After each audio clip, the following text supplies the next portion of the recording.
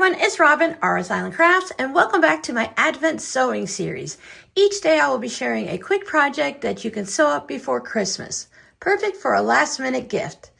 If you'd like a more detailed tutorial, I'll add a link in the description box to a full step-by-step video. Let's get started. Today we are going to make a quick and easy mug rug. Mug rugs are mini placemats or large coasters. One piece of fabric for the front of the mug rug, one piece for the back, and I'm using cotton batting for the in-between layer.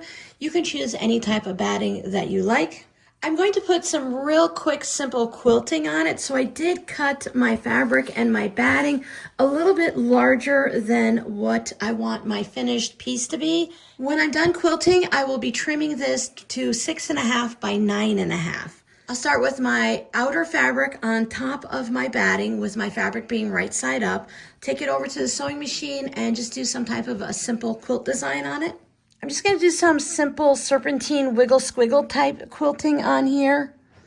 Just enough to hold my two pieces together. I just take it and give it a little bit of a wiggle squiggle type serpentine quilting to it. You can see how that stitch just kind of moves around with the fabric. Just enough to hold everything together.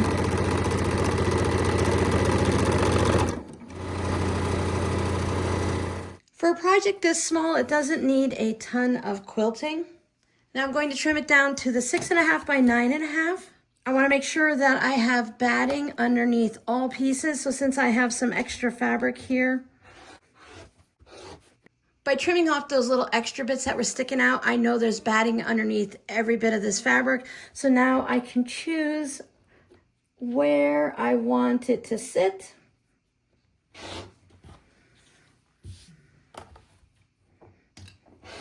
Next step would be to have my backing fabric right side up, and I want to take the front of my mug rugs, the trees, and put it right side down. I like to have my backing fabric a little bit larger, so that when I take it to the sewing machine, I can just sew along the edge of the batting versus trying to make sure all the layers stay together evenly. Add some pins to keep everything from shifting.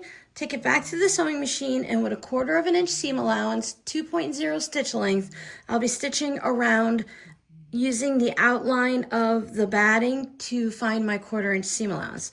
I do need to leave a couple of an inch spot for a turning area, whether it's here on the side or down on the bottom. I'm going to put it here since I have the quilting lines there. I want to back stitch a couple stitches when I first start, so that when I turn everything right side out through that hole, I don't pop any of my stitches.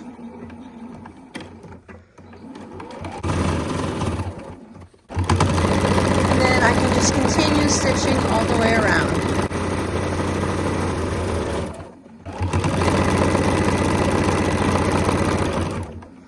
Move your pins if they're in the way.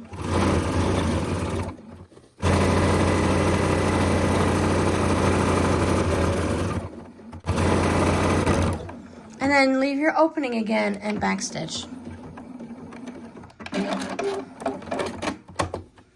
Now, using scissors or rotary cutter, I want to trim all the extra fabric off past the batting area.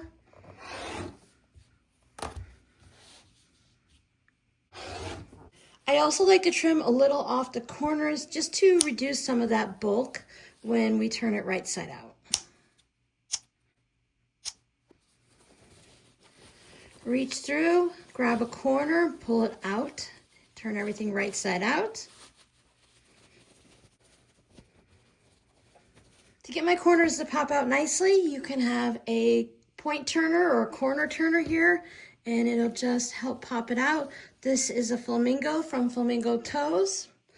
And I also like to use a crochet hook that's not pointy here. So anything that doesn't have a sharp point that could pop through your fabric is a good option, just to get the corners out looking nice. Now, mine don't come out perfectly pointed. I don't mind if they're a little bit rounded. See how it's not a sharp corner? It has a little bit of a roundness to it. Take it to my pressing station, and I want to press it and just roll it a little bit with your fingers so the front's in the front and the back's in the back. tuck this turning hole in so it looks nice and even along there. We'll take it back to the sewing machine and we'll do a top stitching all the way around, and that will also close up that hole.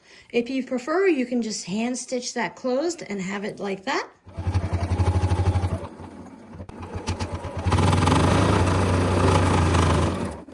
Making sure that I closed up that little hole.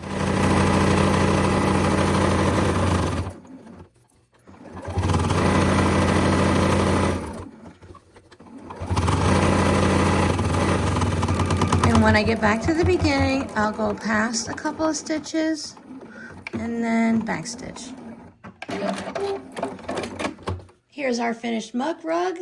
Now the mug rug can be a gift on its own, or you can bundle it up with a new coffee mug, maybe some hot chocolate. Then you can tuck in a little special treat, maybe some brownies or cookies or great grandma's favorite recipe. If you miss any of the other Advent videos, you can check them out here. And here's another fun video for you. See you tomorrow.